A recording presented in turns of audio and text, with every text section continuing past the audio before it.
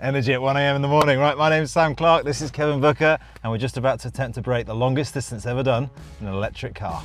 On a single charge. On a single charge, forgot that bit. Cheers everybody. So we think we're going to be driving for about 20 hours with 0 charges. We are talking jeopardy of the highest levels. We are still short by 55 miles. I nearly ran over a peacock. Right, we just got to go on with it, haven't we? Let's do it.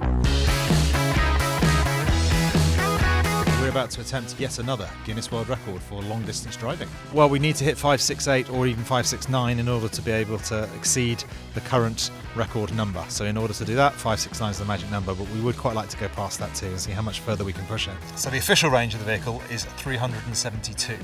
So we're looking to push almost 200 miles or just under 200 miles further than what the manufacturer stated range is. Early doors, we are 1% down, so we're on 99% stated charge, and we've travelled 12 miles. On that basis, we've got a range of around 1,200 miles, which obviously isn't going to be the case. So we're just letting the system settle itself down, so we'll know a lot more. But so far, so good. So we think we're going to be driving for about 20 hours with 0 charges, just to show what can be achieved. I think what Kev and I and Webfleet team are trying to achieve is to demonstrate the art of the possible. That doesn't mean that everyone's going to be driving like we are. They're not going to be able to do 568 miles on a charge, but it does at least prove what the art of the possible is and the distances that can be done on EV, and demonstrate that in almost every single use case, there's nothing wrong with an electric vehicle and its range and the charging infrastructure as of today. Kevin Booker, well, he is a hardened Guinness World Record, multiple Guinness World Record holder, and we've got one together as well, of course, with the van record that we did last year. So hopefully we can make a good team again and deliver another record. Kev keeps braking for pigeons. I can't hit pigeons, Sam. My argument is, firstly, that's a flying rat. Secondly, it will move. I couldn't tell Sarah if I'd hit a pigeon. Maybe you can. Yeah, Sam Clark should do. He's been driving EVs for a long time, and so I think he's got the skills to drive efficiently in a car as well as a van. But when I'm driving, I'm not going to be slowing down. Yeah, so... Oh, that was close. There'll be pigeons sticking out of the bonnet. Okay, so updates. Theoretically, we've got an estimated range of 620 miles. Whether or not we can achieve that, we don't know. So the weather's improving for us, it's getting warmer. So theoretically, the performance should start to improve. We're doing it in the Ford Mustang Mach-E because it has the best components of efficiency and battery size to, we hope, be able to achieve such a long distance. BAA will be supporting us for when we do eventually run out. So my role in this mission is to check the cars over, make sure everything is as good as it can be with this vehicle. Tyre pressure is absolutely crucial to range. If they're too flat, you're just going to start burning up energy. It's more rolling resistance. Too high of pressure, you're just going to be wearing them tyres out too quickly and you're risking a blowout. As and when they do run out of charge, we're just going to go scoop them up as quick as possible, get to a charge point, get some more in there, job done.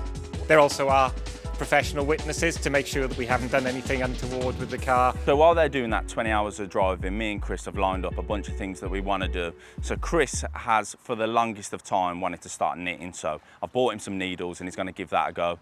And I'm going to be trying to do some trick shots in my spare time as well. Webfleet are involved just to make sure that we get all the data to capture the mileage we do, and they'll be monitoring all the time to see how efficient we're being, how much battery percentage we've got left, and just to get all those things that Guinness need to verify that we've done the distance over the 568 miles. Sorry, we're just going back on track again because Kev has knocked us offline again.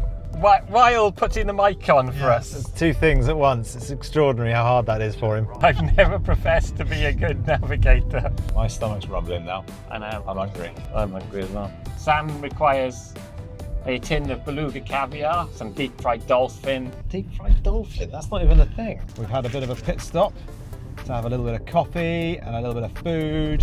The Webfleet telemetry and kit is keeping us true. Yeah, it's only 10:30 in the morning. It feels like 10:30 in the evening because we've been driving since 2:30 this morning. We are 200 miles in. We had a tree that came down in front of us, or was already down in front of us, which we had to maneuver out of the way. I nearly ran over a peacock. We didn't know peacocks can fly. Our efficiency is pretty good. Kev's navigational abilities are appalling. So Richard jumped in with Sam at the Humber to make sure I could have a little bit of a rest and to keep Sam focused and help Sam with the navigation. It's just to show now that EVs, their endurance is far greater than the person driving them. So it's no different to petrol or diesel. The person will need to stop before the car needs to stop. And when you stop, you may as well be charging. So that's not really an issue with big infrastructure improvements. Driving an EV is easy. Just going past halfway, and that suggests that we're at 566 miles potentially, which is just a few short of the target. Like last year we did the van, we're doing a car this year. Why a car? The van record we knew on paper was achievable, we just didn't know by how far. Right. This one, the jeopardy is, it's going to be tight because a lot of people have already done this before, you know, and this is a really, really tough one to get it across the line. I work for Webfleet, part of Bridgestone. We've now been proud sponsors of these attempts for 2 years. Just from your perspective, how important is the data? It reminds me of Formula One drivers when they get interviewed, and they always say, you know, it's not just me, it's about the team, and it really is. All the telemetry systems we put into the car, the cameras, the recording, you know, and there's probably what, 10 or 15 people at least in the background that have put effort and time. We've even got people in Poland. You know, we've pulled in people from Europe to help make sure that the data that this vehicle is producing meets the criteria that Guinness World Records requires. And then of course, in addition, you know, Rick and the team from Generate Media, who are going to be doing all the wonderful footage which puts this all together. So we're just outside Doncaster now, waiting to swap with Sam so he can get some rest. The Mustang's just about to break its WLTP range. We've gone from starting at 2 AM in the morning with the AA ceiling shut our charge flap to now being nearly 370 miles in and still going. So we sealed the charging flap just to make sure so that the Guinness World Records, so it's not been tampered with, we've not added any charge. So by sealing it, that just gives that extra level along with all the Webfleet data to show that we've not added any more charge into the vehicle during the route. What do you think the AA have been doing whilst you've been driving? Well, they've got access to the Webfleet app, so I'd hope they'd be monitoring our progress to work out where we are, what percentage the battery is, so they can spring into action and rescue us at a moment's notice. And at the moment, it's predicting that we're going to do 567 miles and the record's 568, so it's going to be very tight. Can you handle that? Enthusiasm of this morning, where we thought we were going to nail it by several tens of miles, is now starting to look a little bit tighter than we would have liked. I don't know. we're going to try, but it's going to be tough. Yeah, so we're here at the penultimate stop before we do the last changeover. So I did 14 and a half hours of navigating and driving and then had a little bit of a break. So now we're just waiting for the car with Kev and Richard in it to meet up for the final push. And look, it's flat as, I mean, that's as flat as we can get. Cold and nervous. Right, we just got to go on with it, haven't we? Let's just do it. Yeah. Mad thing is, you're better at doing this bit. Do you want to drive the last bit? Come on, let's do it. If you would rather do it that way, let's do it that way. I'm not precious about being the last one. I'd rather us get this shit done. We are talking jeopardy of the highest levels. Right, that car that's in front of us at the moment has about 7% of battery. It's 36 mile of range. So at the present time, we are still short by 55 miles, which is frankly too much, but we'll see. We're going to keep pushing on and see what happens next. We're going to find out just how much is after zero in this vehicle. It's really tense. And to top it all, these guys have now been driving for 21 and a half hours. It's ridiculous. Okay, another quick video because everything has died.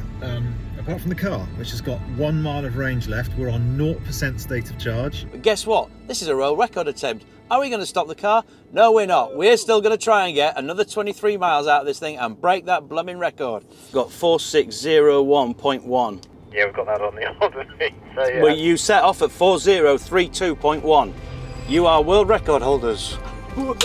Yes! All right, I can barely believe I'm saying this. It's 6 minutes past 2 in the morning. We've been going for nearly 24 hours and we've just broken the Guinness World Record for the longest journey ever done on a single charge in an electric car of 569 miles, and we're still going.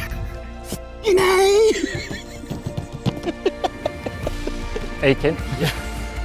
But it's just the fact that we've done more than nearly 300 miles over WLTP.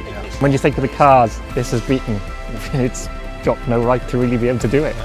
Well, we didn't think that was happening, did we?